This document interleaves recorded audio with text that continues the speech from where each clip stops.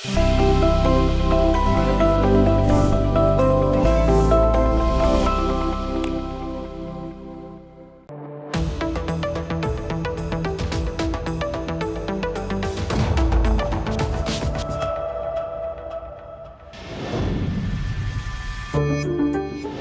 The point programme में एक बार फिर से आपका स्वागत है।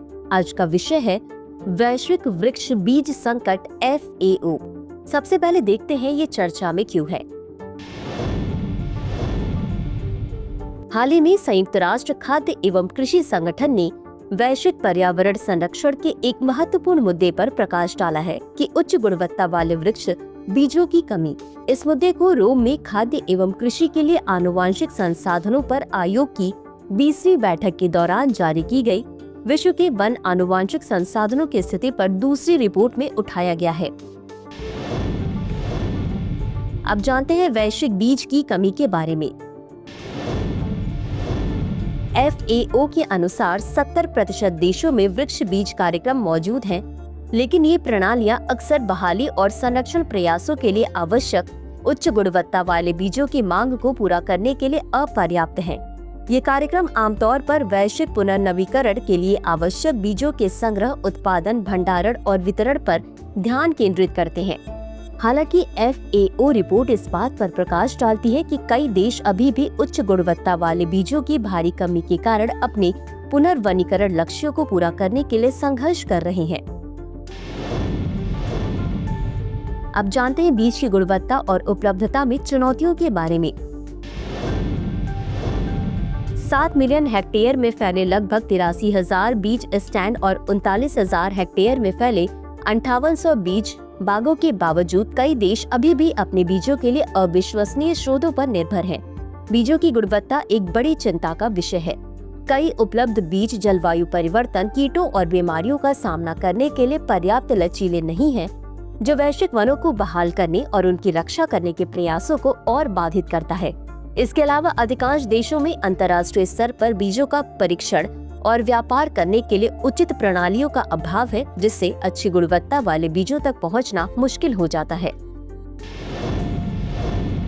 अब जानते हैं बीज उत्पादन पर जलवायु परिवर्तन के प्रभाव के बारे में। जलवायु परिवर्तन का प्रभाव बीज की कमी की समस्या को और बढ़ा देता है। बढ़ते तापमान और अप्रत्याशित वर्षा पैटर्न पेड़ों की वृद्धि को गंभीर रूप से प्रभावित कर रहे हैं। इस तनाव के कारण बीज उत्पादन कम होता है, क्योंकि तनावग्रस्त पेड़ों की बीज पैदा करने की संभावना कम होती है।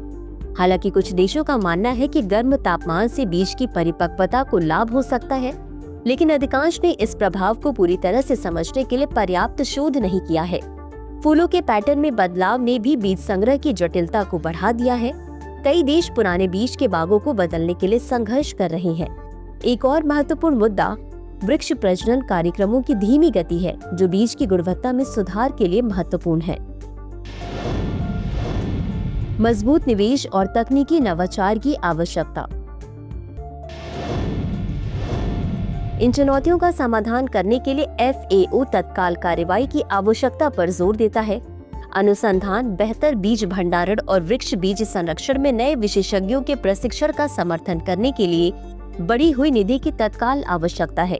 देशों को बीज के बागों को बेहतर बनाने में निवेश करना चाहिए और विभिन्न जलवायु और स्थितियों के लिए उपयुक्त सर्वोत्तम बीज खोजने के लिए डिजिटल उपकरण और आनुवांशिक अनुसंधान को अपनाना चाहिए। FAO बीज संरक्षण का समर्थन करने के लिए स्वदेशी ज्ञान का लाभ उठाने का भी आह्वान करता है। अंत में देखते हैं आज के अभ्यास प्रश्न को।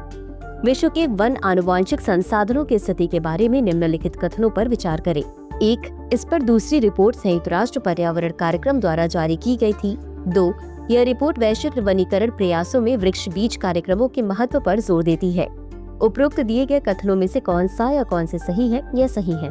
A केवल 1, B केवल 2, C 1 और 2 दोनों, D न तो 1 और न ही 2।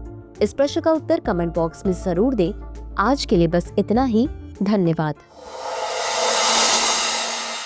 डियर व्यूअर्स, अपने एग्जाम की तैयारी को और बेहतर करने के लिए हमारे चैनल को लाइक, शेयर और सब्सक्राइब करना न भूलें।